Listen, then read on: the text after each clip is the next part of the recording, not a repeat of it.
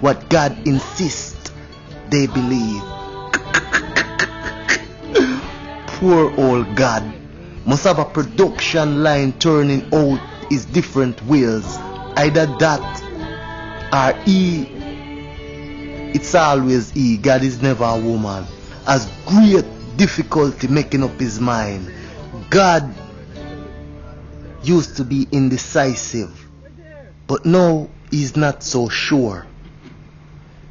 Are we really being asked to accept that some God is sitting on a cloud selecting his chosen people and then ordering them to control and manipulate everyone else? Indeed we are.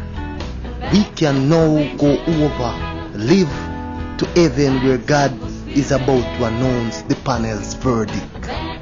Lock them up.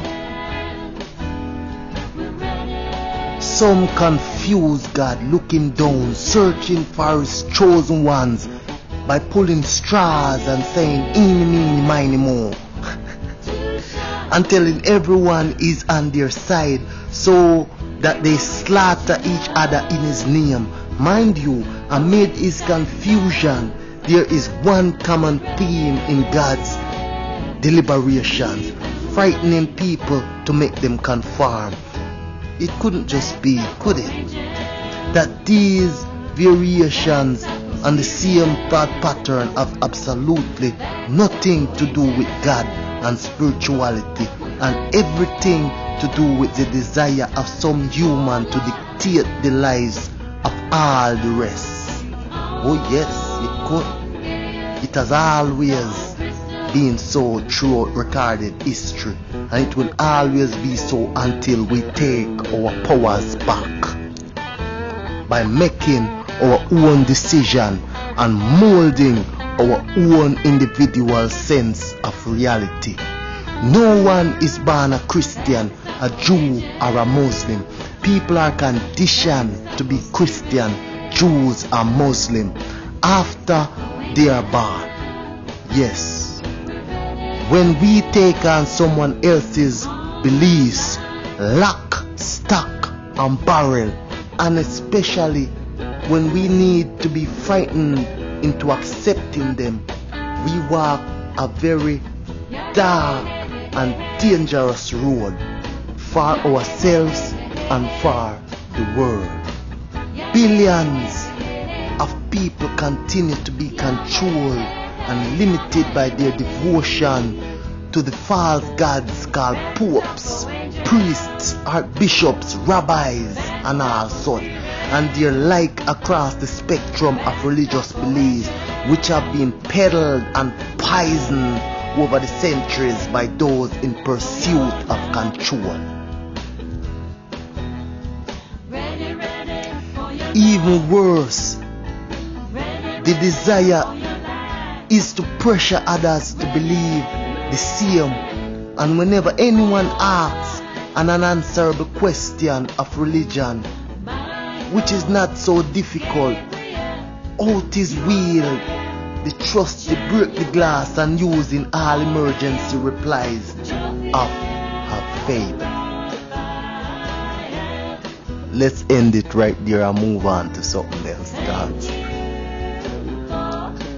I just want to tell you this. You don't stop a tyranny with another tyranny. You don't stop violence with violence. And you don't eliminate hatred with more hatred. You just double the hatred.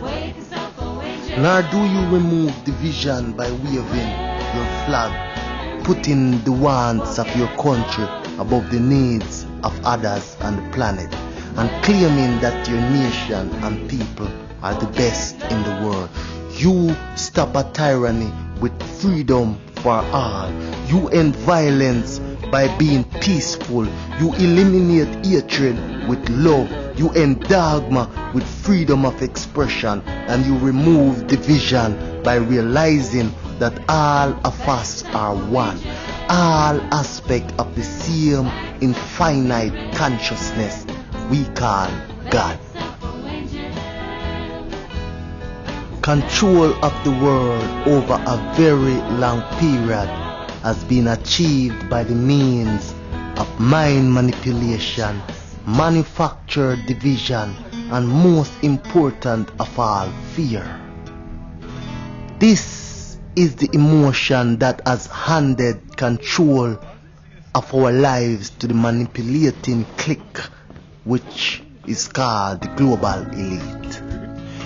Once you can make people fearful, they will look to someone to protect them from whatever they have been conditioned to fear.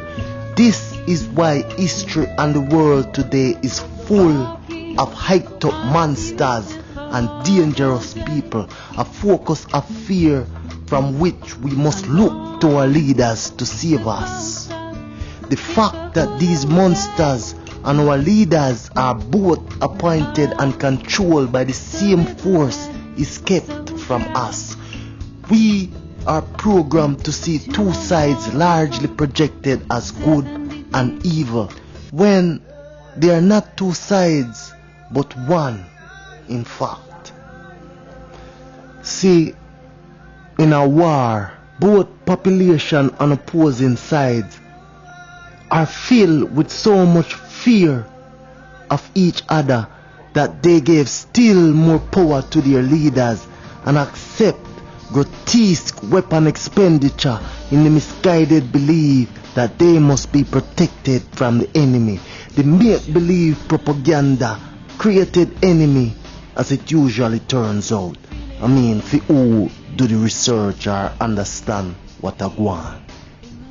Now the global elite, the few who decide the direction of the world and humanity, sit atop a pyramid of manipulation. Almost every organization today is structured as a pyramid. At the peak, you have a tiny elite who know everything about the organization. They know its real agenda and what it really wants to achieve. As you come down from the peak of the pyramid, you are meeting more and more people who know less and less about that agenda. This is called compartmentalization. Those at the top ensure that everyone lower in the pyramid know only their own individual contribution to the organization, company, secret society, whatever. As a result, most of them think their work is quite innocent because they are not allowed to know how their work fits in with the others in the pyramid to create a pattern that is anything but innocent. Only the elite at the top know how these individual contributions fit together, and in this way you have people throughout the pyramid working in ignorance of what they are really a part of. The Freemason and other secret societies are an obvious example of this method with their levels of initiation. Each level has no idea of the knowledge held in the levels above them. The vast majority of Freemasons never progress higher than the third degree, but there are another 30 official levels above that in the so-called Scottish Rite, and then another 13 unofficial level known as the Illuminati level, which are not even acknowledged to exist. The majority of Freemasons down there